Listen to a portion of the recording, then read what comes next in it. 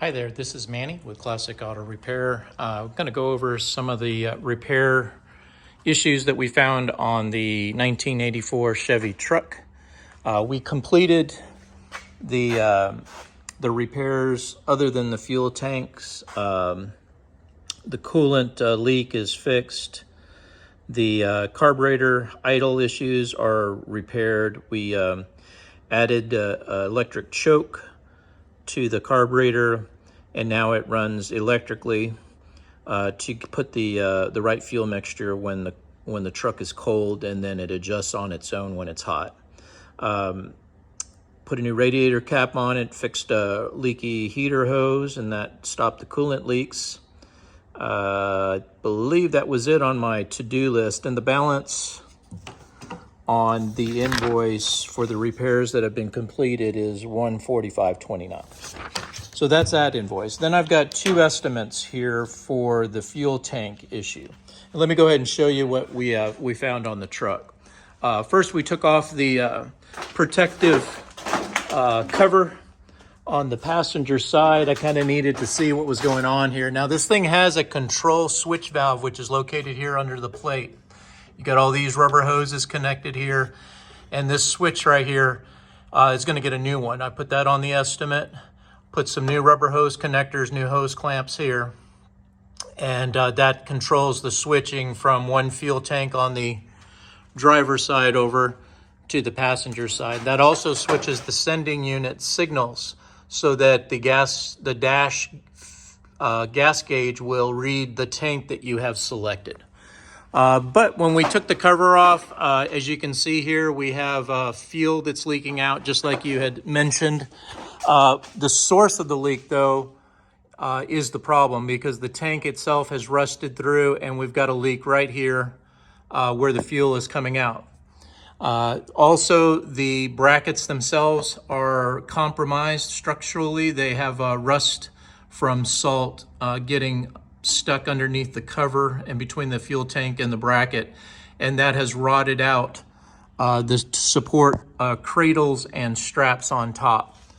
Up here is your fuel filler hose and clamps. This will all be replaced with new because it's 40 years old, and this rubber is super hard. We're going to go ahead and get a new hose and a new hose clamps on here to fix that.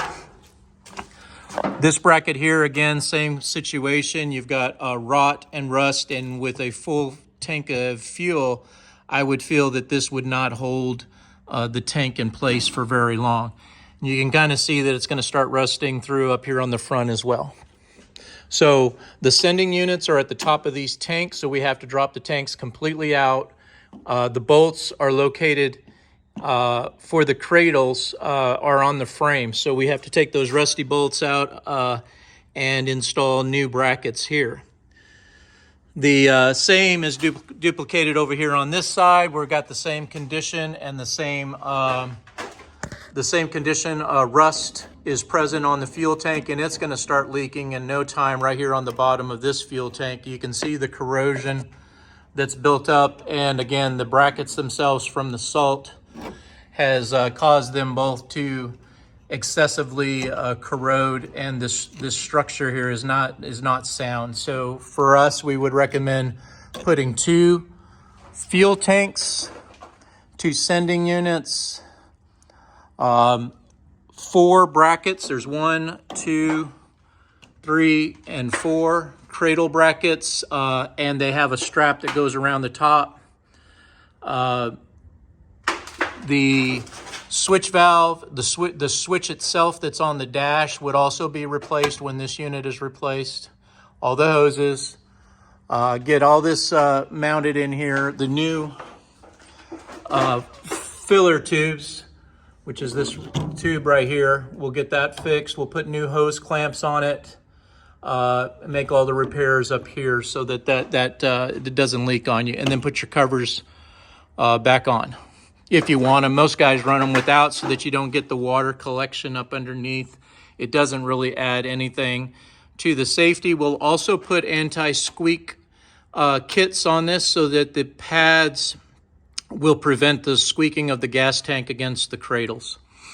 So I've got that all together for you. We fill both gas tanks up, and we'll test the fuel gauge. Now that estimate for all of the parts total is $1,843. The labor is $1,440, so your grand total is $3,400, about $3,450, right around there for replacing both the fuel tanks with original equipment. All the parts are here, and I'm going to send you a copy of this as well. So that's one estimate. The second estimate, and I'll send some pictures with it, is custom tank, aluminum. We put a lot of these in on our classic trucks, pickups. We mount them in the back area, in the frame, and it's a much better solution. It's affordable, and it's simpler to where you don't have the complications of multi-switches, valves, things that can go bad over here. And you don't have to worry about replacing those rusted tank brackets or anything like that. That big expense there. Plus, overall, like I said, it's all in one. And one of the unique things about it is, unlike the fuel tanks on the outside edge of the frame rail. See, the tank is here. Here's your frame rail. Here's your tank. In the event of an impact on the side of the vehicle, these tanks will rupture, and it's a safety issue. So again, they stopped making them this way for a reason, from data they collected on accidents.